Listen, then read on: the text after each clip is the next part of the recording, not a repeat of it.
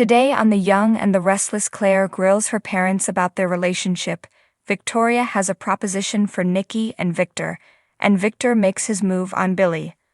All products and services featured are independently chosen by editors, however, may receive a commission on orders placed through its retail links, and the retailer may receive certain auditable data for accounting purposes. At Chancellor Park, Claire and Victoria chat about what's ahead during their days. Claire tells her mother she's so excited for her and Dad getting back together. Victoria admits things are progressing and that's enough for now. Claire tells her they deserve this second chance. She's happy to be a part of it. Victoria warns it may not move as quickly as she'd like it to.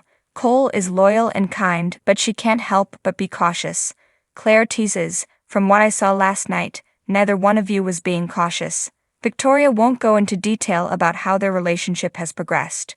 She smiles that yesterday was spontaneous and completely unexpected. It was lovely. Claire finds this wonderful and romantic. She's glad they have something that's just for them and can be whatever they want it to be.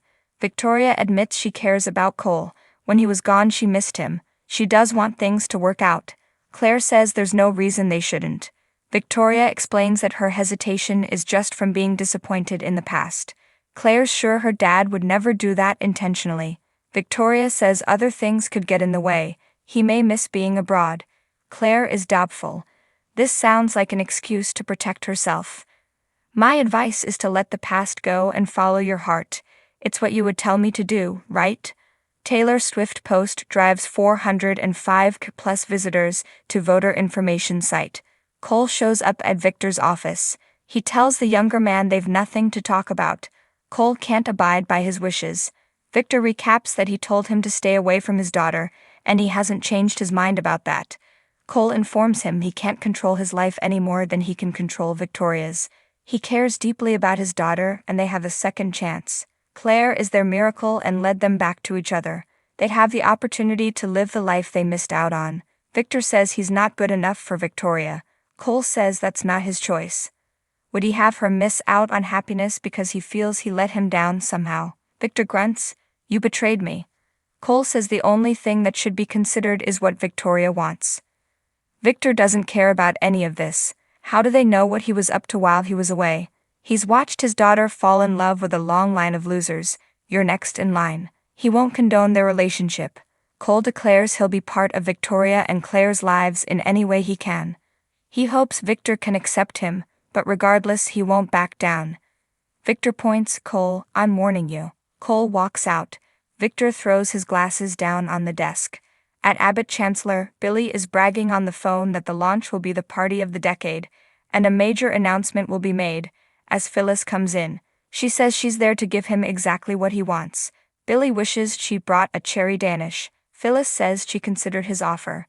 Billy banters, "That was theoretical." Phyllis declares that she's in, "Sign me up."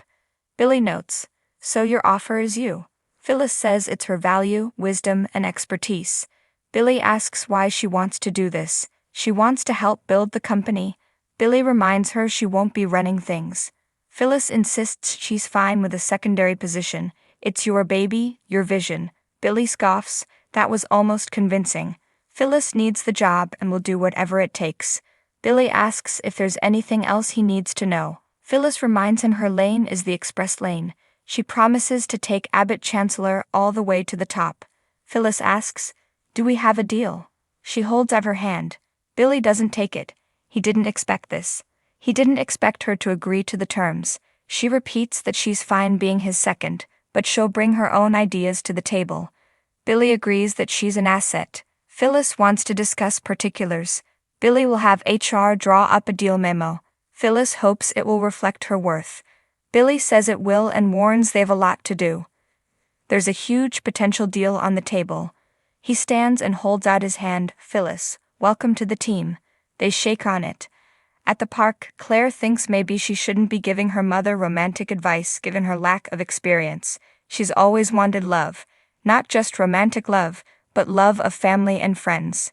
Victoria's sorry she had to go through what she did, but they all love her now and want the best for her. Claire knows, and it's made her want it all. "I really want us to be a family." Victoria tells her, "That's a very big Claire's not pressuring her, but she wants to see her and Cole in love. Victoria warns they're not there yet.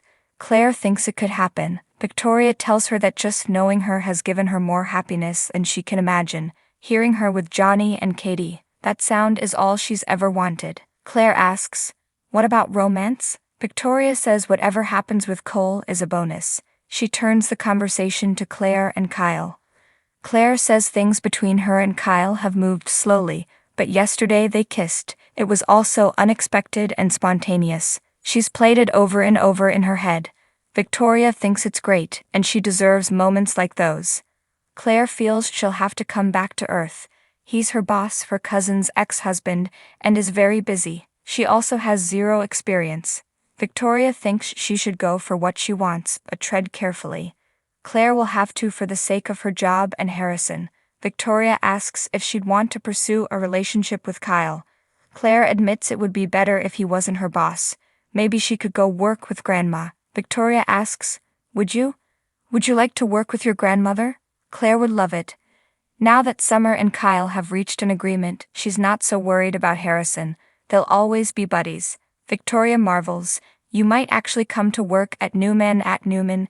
Nikki walks in and tells Victor she saw an agitated Cole by the elevator. Victor says he told him he has every intention of remaining a part of Victoria's life. Nikki has noticed romance in the air. Victor says he told him he didn't approve. He is not the right man for our daughter. Nikki doesn't understand why not. He's respectful and ethical. I just can't see what your objection is about, unless there's something you haven't told me. At Abbott Chancellor, Billy wants to fill Phyllis in on everything. They go over Victor coming for the company to protect Catherine's legacy. Billy says he's protecting it and Victor is just targeting him because she doesn't like him. The big deal he's pursuing is Odyssey 7. Jill has been after it for a while but couldn't lock it down. Phyllis says the Odyssey 7 guy is weird. So weird. Billy is close to locking it up. Phyllis asks if this is really necessary, or is he just trying to prove something to his mom? Billy's irked that she's questioning his motives after being part of the company for 2 minutes. Phyllis says she's not a suck-up. I call it like I see it. Billy complains that a little tact would be nice. He insists it's a sound business decision. Phyllis just knows that he makes rash decision when he's in a corner. Does this have anything to do with Lily? That she's gone. Billy insists it has nothing to do with Lily being gone and having something to prove to Jill. Billy says Jill doesn't know he fired Lily. Phyllis gulps. Oh my God, she's going to find out and then she's going to wonder why you withheld that information.